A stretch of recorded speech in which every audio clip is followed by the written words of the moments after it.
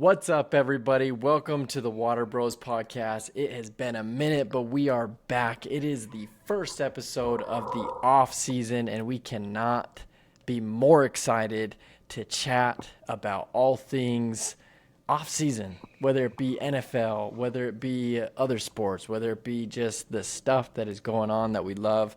Benny, how are you doing, dude? We're doing great. I mean, format today. Yeah, little shakeup. Now we are in full off-season mode. Obviously, we haven't talked to the people since the Patriots lost the Super Bowl. There's been a lot that's happened, you know. We went into a little bit of a cave after the Super Bowl. We just, took our time. Especially myself, the end of the NFL season was rough. We were all done with football. Patriots losing the Super Bowl. A little bit brutal, but now we're in full off-season mode. We've had Olympic gold medals given out. We've seen golf pick up its mojo. We've seen basketball start to get back on track. March Madness right around the corner. NFL offseason is in full swing. What could be better than any of that? No, it's been a great start to the offseason already. I don't know about you, but I absolutely loved the Winter Olympics, the moments that I could catch that were the gold medal moments. Just a quick shout out to the men and women's hockey teams. That was absolutely electric to watch all that. Yes. That in and of itself has to be the best high quality H2O out there. From the entire Winter Olympics, they absolutely crushed it. I don't know if you could get any better than that. But how about you, Zach? How have things been going for you off-season wise? It's been pretty good. I guess why don't we just dive into a little bit? Obviously, just to let the people know, Let's do it. The format is going to be different in these off-season episodes. We're going to be a little shorter, a little sweeter, but still just enough to keep you hydrated through this off-season. The goal is that we'll have these quicker episodes that focus in more on kind of smaller groups. Instead of reacting to everything that's going on in the NFL, we'll just be talking about some of our favorite stuff, whether it be NFL related or stuff a little outside or adjacent to.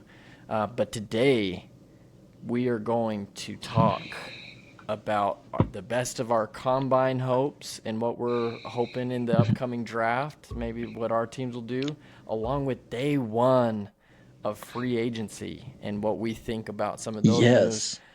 And I can't wait to just do a little deep dive on that stuff. But as always, we're going to fill the jug. Benny, you asked what I've been doing in the offseason. I've been doing freaking projects. That is just what is it. That is life. We did a facelift on the kitchen, and we celebrated Jay and her birthday. Doesn't get better than celebrating her. She's a rock star as always. So it's been good. What's filling the jug for you, dude? I think, obviously in the kitchen remodel, it looks amazing at your house. Thank you. I appreciate that. It definitely it's come together, right? So, and yeah, shout out to Jane and the birthday. She is a rock star. I completely agree. I feel like what's been filling the jug over here, we did a little project. We did a little B-board for Rudy's room, really upgraded him to a big boy room. So really excited about that. No more crib. And he wanted to no more crib. He's in the big boy bed. He's probably just walking upstairs right now because he knows he can just get in and out of his room, which is not great. But that's just what that's toddler football right there. Yeah, that is toddler football. I don't know if there's any way I can get away from that. No, and we feel like we're right around the corner on that with Gwen about needing to kind of upgrade and do her whole thing. And we just dread it a little bit. Like we just know as soon as we pull that plug, she's just going to be ramping because she doesn't climb out. She doesn't try. Yeah. Thank goodness. I know that, but yeah, and that surprises me with little Gwen. She's a little firecracker. No, I agree. I'm amazed that she has not just gone for it. Because she climbs everything else. Everything else in our home, she will climb up on. But she has never climbed out of cribs. Yeah. So we're riding that I mean, and that's until been we can't Rudy ride it too. no more. Yeah, that's literally why we've waited this long, because there was really no reason to, but now's the time. He was getting too big for his bed, and so being able to upgrade him into the big boy bed is, yeah, it's a big deal. So we're excited about that. I would say that's filling the jug, but also we're getting into March, the warm weather. Yeah, dude. The weather today was unreal, but you know what else on that front? It didn't go dark until like 7:30. And Yeah, that fills the exactly. jug when you just got some sunshine and it's not Yeah, pitch black. I completely agree. Like driving home in sunshine and knowing that I have a little bit of sunshine when I get home is a huge win. I Yeah. will take that every day of the week. Yeah, it just So that's, go ahead. Sorry, we're a little well, I would delayed say, because of my problem. yeah, And no, I apologize. no, I would say that, yeah, that's really been filling the jug. There's not much to complain about. We had an awesome adult Sadie's Hawkins dance on Saturday that, our sister Shannon and brother-in-law Sheldon put together, which was an absolute riot. Injuries and all now with our aging bodies, but it was fantastic to get out there and dance and just have a Yeah. good time. So It's always that's always a what's good been time filling to the just jug. throw it down on the dance floor. Right? I'm Yeah, so just bust the delayed. moves. I'm so stinking delayed for you, and I'm so sorry. No, it's not that bad. I'm catching it. I'm catching it. It feels bad on my side. But Benny, this is let's just dive in. Let's get into it. If we're Let's do it. talking after this combine, you had 200 something players go. They all did their thing. They did their performances. They got their grades on what they're expected to do in the NFL. If you're the Patriots, if you're in that front office, what are you looking to do based off of your combine results? What are you hoping for? Yeah, there's a couple things that I'm mainly looking for. And this is why I'm so excited to touch on this conversation of both rookies and the combine, but also free agency and how that kicked off today. Because what I had listed out as the top 5 needs for the Patriots heading into the offseason is number 1, interior offensive line. We traded away our center, Garrett Bradbury, to the Bears because their center retired. And we had our left guard as a rookie, Jared Wilson, and he did okay. But, maybe getting a veteran presence, getting someone that can help be a little bit better on the guard front opposite Mike Onwenu or be another standout center would be solid. And I just got the notification that the Patriots signed Elijah Vera Tucker, who was a first-round pick of the Jets years ago, and he All has been right. hampered by injuries all of his career. And so if he can stay healthy, I am very hopeful of what he can potentially do in a Patriots uniform. So I'm glad that I listed that out as my number 1. Patriots attack it day 1 free agency. So that's good. Love it. Love to see it. Yeah, so it's like, all right, maybe I know what I'm thinking. But number 2, offensive tackle. I think regardless, we have Morgan Moses on the right-hand side. He did a good job, but he's aging. And then Will Campbell at left tackle, Vrabel has said it. He's sticking there. So it's like having someone that can potentially fill the gaps or, if an injury happens, if there's subpar performance, it would be great to have an offensive tackle that can fill the void there if needed. And then also rounding it out, wide receiver, edge rusher, and safety. The Patriots, we let go of Stephon Diggs. We're most likely going to lose our safety, Jalen Hawkins. We're most likely going to lose K'Lavon Chason, who is incredible in the playoffs, incredible in the Super Bowl as an edge rusher. So those are the main positions where, okay, we need to find someone to fill the holes, plug and play, and see how we can rinse and repeat for next season. I'm with you, Benny. You keep talking. I just am having a camera shut down over here. Or did you lose me altogether? Oh, I've got you now. I lost your video. Yeah, it for whatever reason it just kicked my. I swear, dude, it kicked my camera off. So you keep going. Okay, I was gonna say I And lost I the video, will. but so with those.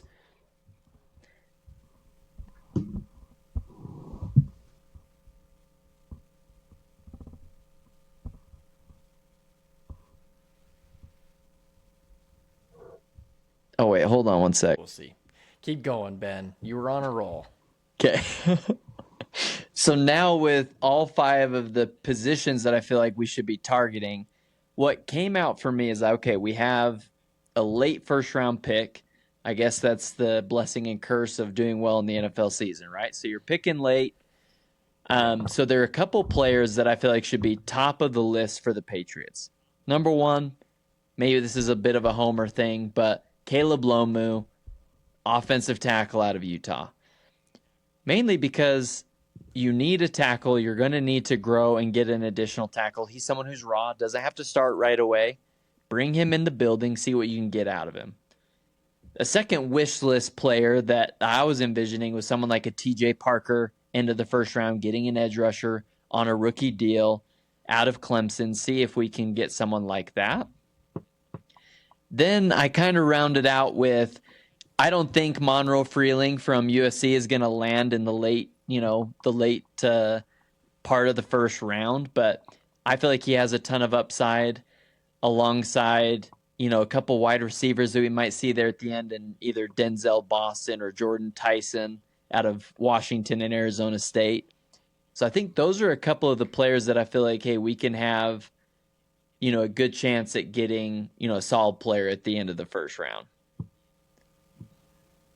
Okay, I like it. So that's any of those 4, you would be happy if they went that route in that first round. Absolutely. Yeah, I feel like those would all be solid picks for the Patriots to, truly go into into next season with some solid young talent. We've got plenty of picks to work with. We just got to nail each and every one of them and be deliberate about it. Yeah, after the first round, when's your next pick? That is a good question. Let me double check when exactly what picks we have. So we've got pick 31, and then I think we're picking again late second round. I think it's like pick 63. Let's see. So we have 11 total picks, but we're pick, Okay, 31, 63, 95, round 4, 125, and 131. And we have 4 6-round picks.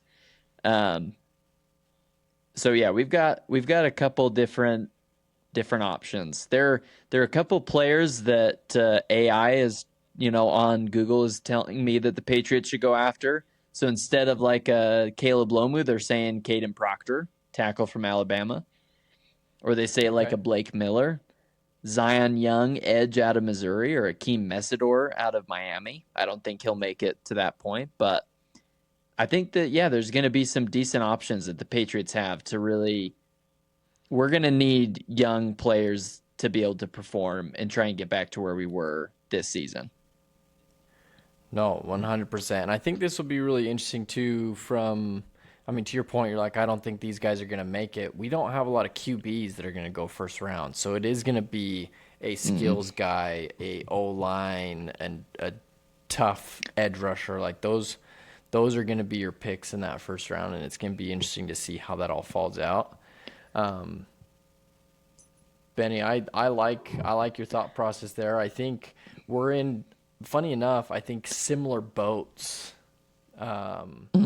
in some regards between the Eagles and the Patriots in some of the things we need to do to retool.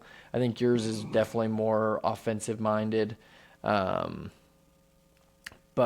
I think we have some similarities. So if I'm looking at the Eagles, especially after today in free agency, and I love that we have a little visitor just kind of popping in and out.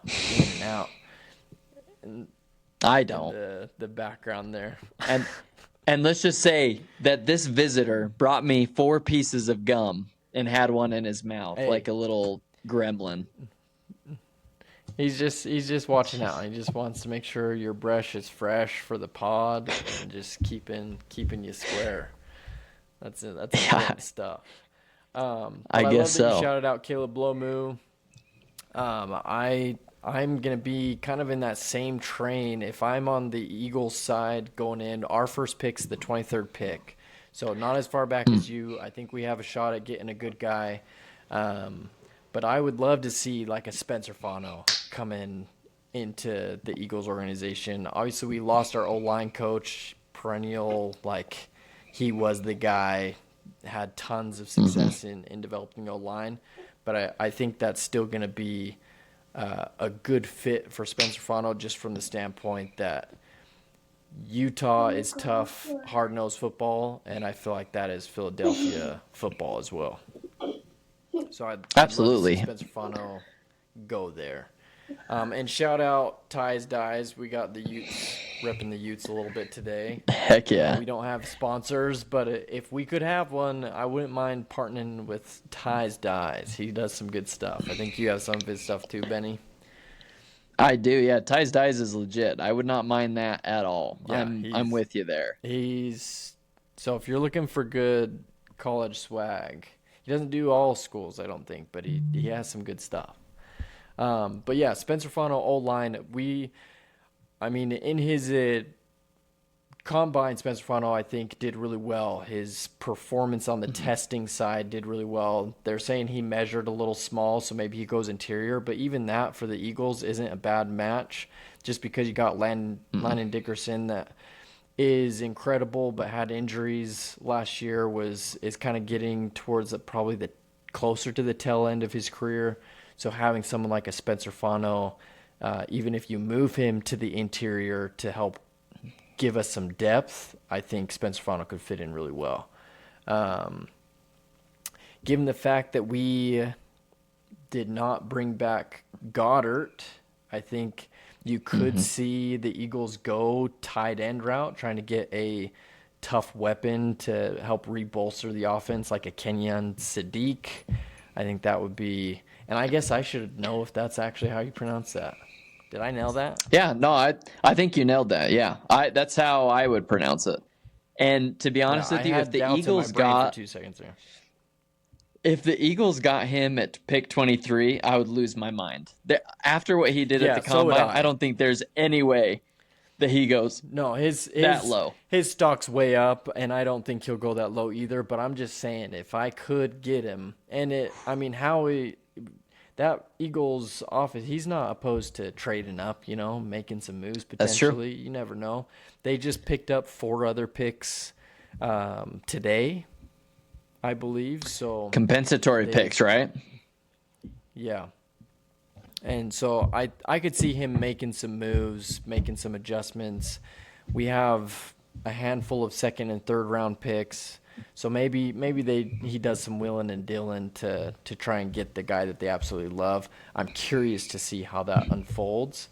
I also had a TJ Parker on my wish list as far as an edge. We just traded away Philip Davis. Well, Jalen Phillips just signed with Carolina today. Jalen Phillips, sorry. Davis we kept. Jalen Phillips we signed over. That is not my strong suit, everybody, so take it with what it is. But we're going to need... Jalen Phillips... What was frustrating there is apparently the Eagles, that was like their big plan, was keeping him, but him signing 4 years, $120 million with Carolina, that was a big loss. Yeah, huge loss. I mean, he was only brought in towards the end of the season last year anyway, and gave us, I think, a good bolster to that defensive front. And so to lose him is definitely a big loss. One of the main moves, Eagles have kind of been a little quiet, I feel like, generally speaking. But, like, one of the main things they did do is they did make – see, and I'm just doubting all my name strength here, Benny. But they did You can just leave. You make- can leave some of that to me too. See, now I just got to double check myself so I don't say it wrong. Yeah, what have the Eagles done today? Jordan Davis, nose tackle. I had Davis, but They for re-signed whatever reason, him. I wanted to call him Byron Davis. They re-signed him. He's now the highest paid nose tackle in NFL history with his deal. $78 million extension, 3-year extension, $65 million guaranteed. So again, haven't done a ton apart from like trading guys away, which is bumming me out. But yeah, if we could bolster that D-line, I also go ahead. Well, I was gonna say losing Nakobe Dean today as well, not ideal. Yes, not ideal, and that's what I'm saying. We need defensive guys, so I wouldn't mind seeing them go defensive and getting a real strong presence that can come in and contribute right away. And I mean, I'm gonna say it. I even think Jacob Rodriguez would be a great time to come to the Eagles. Like, I think just his work ethic, especially us being in the Big 12 and getting to see kind of the Jacob Rodriguez show with Texas Tech this last year, I would love to see a guy like him come in and join the Eagles' defensive side. We definitely need that help. We also traded today Reed Blankenship, so I guess we didn't keep him, and so that's a huge loss. I think Blankenship was a huge contributor on the defensive end, and so we're going to need support on the defensive backside as well. Like whether it be a cornerback like D'Angelo Pons, or like, hey, go get the kind of Dylan Tyneman from Oregon, and I probably don't say that one right either, but go get him. He really showed out, had a great combine. I think his stock's definitely up, but we're going to need somebody to help bolster the secondary because we traded away a lot on our defense. I mean, losing, we got to start replacing. Right, yeah, because losing Blankenship to the Texans, that's a tough loss. You know, the what do they call him? What does Pat McAfee call him? The wonderful whites or fantastic white, exciting whites. That's it. Yeah, exactly. Back there, so got the exciting whites. So just Cooper DeJean. I mean, Cooper DeJean might switch over to safety. I mean, I feel like he's really got. He could, but I feel like he's got a good thing going. Playing where he's playing. I mean, he's a dog. He is. Yeah, he is incredible. But you got Guantanamo Bay. You got Quinyon Mitchell there. That probably needs a complimentary cornerback on the other side too. Like we kind of need that match to help bolster that as well. So it'll be interesting to see who they end up pulling, but I hope we can grab some guys for our defense. It seems to be constant rebuild. Yeah, I mean, I think it's interesting when you talk about, like, you know, obviously free agency happens first, so we can see a little bit of what teams are trying to get, what they feel most confident in getting from a veteran player versus what they feel like they can get from a rookie in the draft. And the Patriots and the Eagles really quiet. You know, the Eagles only losing players and then re-signing Jordan Davis. And then you got the Patriots signing Dramont Jones, a defensive end who, you know, is stout in like the run game. So it's like, okay, we lose Kyrus Tonga. He signs with the Cardinals. Or no, he signed, I'm trying to remember. I believe he signed with the Cardinals. And then we don't get, no, he signed with the Chiefs, excuse me. He signed with the Chiefs, which is really good for them. And then we signed Reggie Gilliam, a fullback, and then Elijah Vera Tucker, interior offensive line. So interesting day for the Patriots and Eagles. Very quiet on that front. I am a little worried. Yeah, and I guess on the flip side of that, just kind of since we're talking a lot about this free agency day one, you have some folks making some great moves, Benny. Yes. Do you want to dive Definitely. into, and we're going to call this, just for the people, we're going to call these off-season snacks when we start talking about all these moves. This is, again, it's just what keeps you satiated till football starts again at the end of this summer. But some off-season snacks that I wanted to highlight, like you said, it's a quiet day for Chiefs and Eagles, not a quiet day at all for the Raiders. I mean, holy smokes, the No. Raiders are throwing around the money bag. Yes, the Raiders definitely are throwing around some money. One of the best signings of the day that everyone can really point to is Tyler Linderbaum leaving the Ravens, the center, signing with the Raiders. Yep. It's a fantastic move. You get a solid quarterback of the offensive line to help support the anticipated rookie quarterback in Fernando Mendoza. Rookie So coming that's in. a fantastic Yes. move. The rookie coming in, they go and get Jalen Naylor. They pick up, defensive players in Kwity Paye, Nakobe Dean, Quay Walker. They trade for Taron Johnson. They sign Eric Stokes, or re-sign him, I should say. They've had an incredible day of getting players that can come in and make a difference. My personal favorite, they signed the Utah's former kicker Matt Gay today. So Raiders Hey, there are, you go. I they're didn't picking see it that up a one little come bit. through. Mm-hmm. I love it. And Yep. I mean, that's what you want to see. Kickers right? and punters. Raiders were.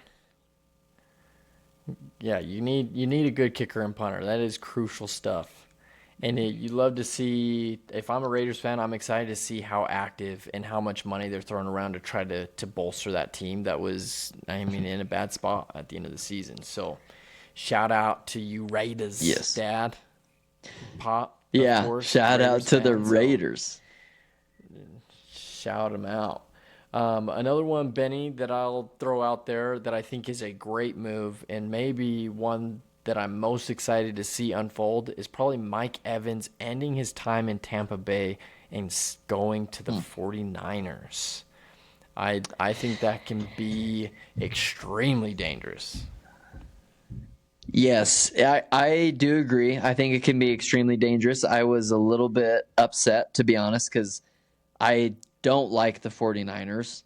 And it made me sad because Mike Evans has been a staple on my fantasy team for year after year. He is a Hansen League fantasy champ this year. So Mike Evans, leaving Tampa Bay, I hope that he does well for himself, but that wasn't, a move that I was very, very happy about. I will say, though, something that kind of flew under the radar, I feel like, from a lot of the things I was watching today, because it wasn't necessarily a splashy move from one team to another, but guess who's back? Back again for another season. Guess who's back? Who's back? Mr.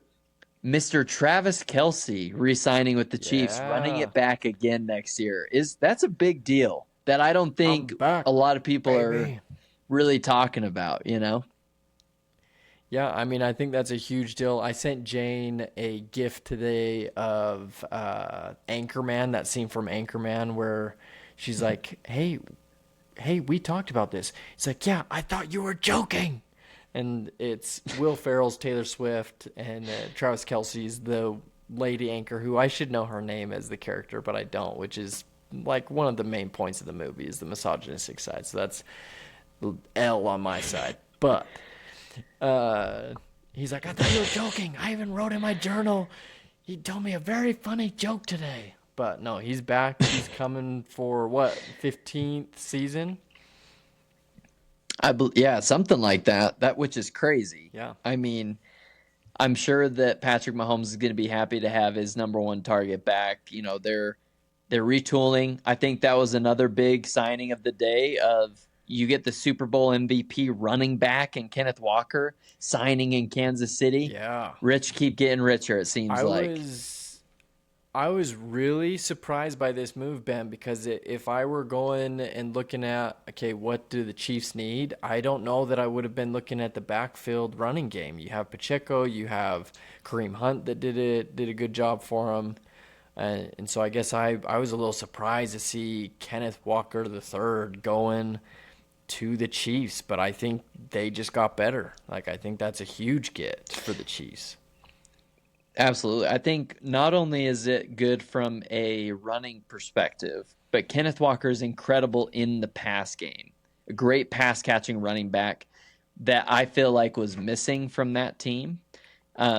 So you Yeah, great add point. a Super Bowl MVP it's huge. I mean, that's a huge win Yeah. for the Chiefs.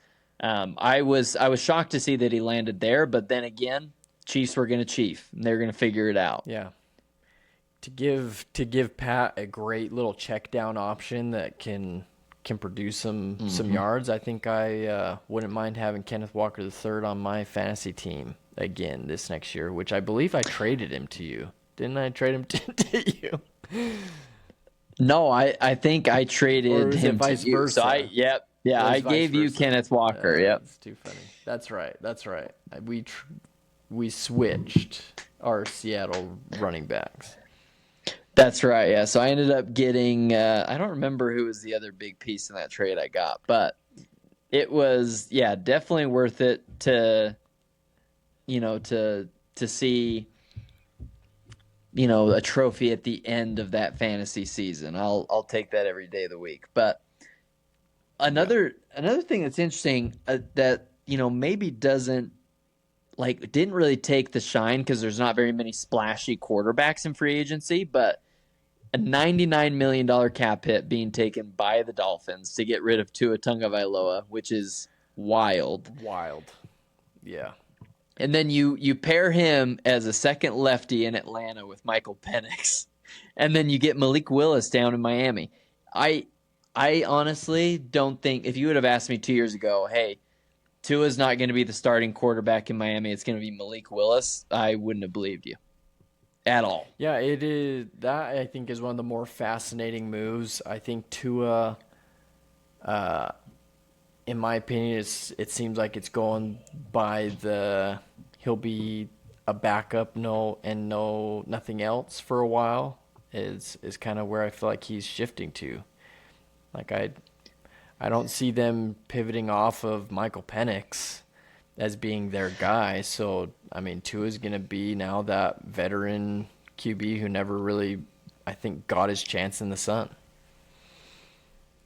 I mean, it is possible that, new coach down in Atlanta, so they don't have any ties to Michael Penix. So it's possible that they bring him in. Maybe it's a competition. Maybe they ended up, giving the job to Michael Penix. But if you're Tua, they signed him on a minimum deal. So he signs for like $1 million something because he's getting paid by Miami. So, he's getting paid by Miami. It's a free QB for the Falcons. So, and it's not like Tua's bad at ball.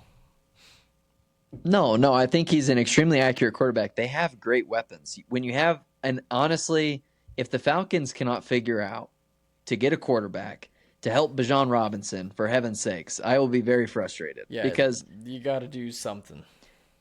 I would love to run it back with Bijan Robinson in fantasy again next year, because I think he's that big of a dog. But it's like you can't ruin these guys' primes with terrible quarterback play. So I'm interested to see what happens with all these quarterbacks shifting around a little bit this offseason. Yeah, and very curious to see if Malik Willis stays the answer for Miami. That is a fascinating situation. Benny, I think the one other move that I wanted to highlight is the creation of potentially one of the more lethal wide receiver combos now in the NFL, just sans a clear quarterback, is Pittman to Pittsburgh to be alongside DK Metcalf. And I mean, I think that makes a extremely tough duo for wide receivers for defenses to face up with, but they don't have a QB.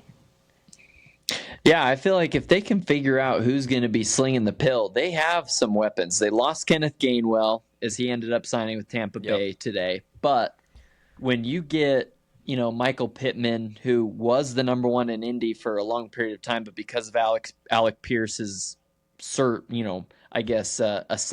in that offense, you pay him $28.5 million.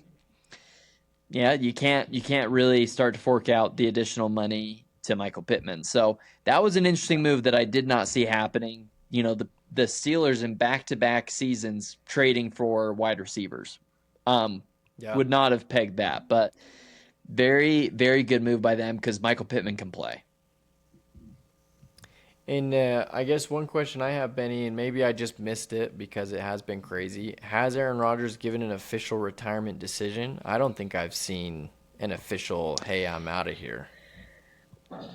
Yeah, no, he has not been official. He was on Pat's show, and he has not made anything official. He also made it clear that there's been no contract offer by the interesting. By the Pittsburgh Steelers. So there's still a little bit, I guess, out there that is that still needs to be decided for sure because they need a QB. But we know how he likes to operate. So we'll see what decision he ends up coming to.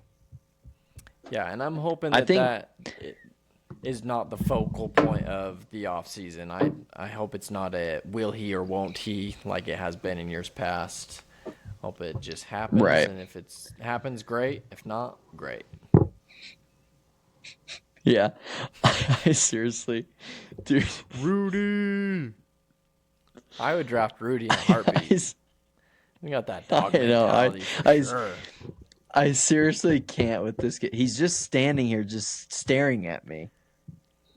I love it. Just being But I think the other one, obviously us as Utah fans, the player that stole the show for me today, getting a contract in Carolina, is Devin Lloyd, following a second-team All-Pro season, Pro Bowl, 3 years, $45 million deal with $25 million fully guaranteed for Devin Lloyd is a fantastic deal. And Carolina's adding some dogs there on the defensive side of the ball. And they're a good team. Yes, they are. They're making some big moves. Panthers, I feel like we're on the up. I think they were stock up as far as doing better than people anticipated them to be. I think Bryce Young is kind of finding himself in the league, so to have a complimentary defense that would be huge for the Panthers coming into this next season. What a time. Absolutely. Dude. I mean, it has been a crazy day. Yeah, but it's been a crazy day for the NFC South. I mean, that's been the division that's had the most moves. From Carolina, New Orleans has been surprisingly active. So it's been crazy to me to see. And then Tampa Bay losing Mike Evans, your staple Hall of Fame wide receiver. It's just been a wild day. I am very intrigued to see what ends up happening come day 2 tomorrow. Yeah, no, it's going to be way fun to follow. It'll give, plenty of us to chew on over the next, up until the draft. There's going to be plenty of movements, plenty of things to think about and guess what will this bring, what does this do for this team, and that's gonna be WaterBros podcast football right there. We'll be talking about all that. I know. I mean, you definitely know we love us some what-if scenarios, especially me. I love me some what-if scenarios. What if the Patriots go and get A.J. Brown from the Eagles, I mean, what if? What if they did that? Oh, and Ben, we didn't even talk about it. Crosby out of the Raiders. That's a big one, too. I was really hoping we'd get Crosby to Philly. Yeah. I mean, going to the Ravens, that's going to be huge. Yeah, I mean, the Ravens picking him up, that is a big deal. I feel like we need to see Lamar has got to figure it out next season. I feel like he was injured. Something wasn't going right for him last year, but hey, they're going all in, and they're betting on you. You've got to go deliver a Super Bowl. You're a 2-time MVP. Now's the time. It's him and Josh Allen. Him and Josh Allen got to go figure it out. I hate to say it, but guess what, guys? Drake May's been to a Super Bowl, and neither of you have. So let's just let's just figure it out up in Baltimore and remember. Buffalo. That's all I got to say. Yeah, exactly. We gotta show the respect where it's at, but there's been moves galore. Yeah, and we absolutely love it. Benny, I don't know about you, but I feel like this might be our first off-season episode. That might. Yeah, I feel like this is for the people. Last thoughts for the people. I will say, I feel like the one person who maybe was helped out by today's events might have been Jeremiah Love. He might be going now number 7 overall to Washington. That's the rumor that I've been seeing. I think Jeremiah Love is now just going earlier in the draft. It's going to be wild. That's my last thought. Heck of a combine. I love that, Ben. It had a heck of a combine. Jeremiah Love is only looking great. The man is dynamic. In the running back class, both running backs that are leading that pack are from Notre Dame, with Jeremiah Love obviously being at the top as far as best grades from the running backs. I'm excited to see where he goes, what he does, because we've seen it time and time again. A good running back can absolutely transform how an offense performs, because it just gives you that additional option. Absolutely. Yeah, no, yeah, that's a picture of Mama and you when you were in the hospital. That's right. Yeah, we love that picture. That's a good one. Yeah. But yeah, no, that's my thought too. Off season has started. Obviously, I have a son who doesn't go to bed till 10:30 at night. So, yeah, I mean that's Rudy football, and we'll just say this: the off season is going to be a little interesting. We're going to find our groove and what this looks like. We hope that you will join the bench for us in the off season. But as always, Benny, what do we tell the people to end out today? Stay hydrated, ladies and gentlemen. We'll see you next week. Hydrated. Adios. See ya.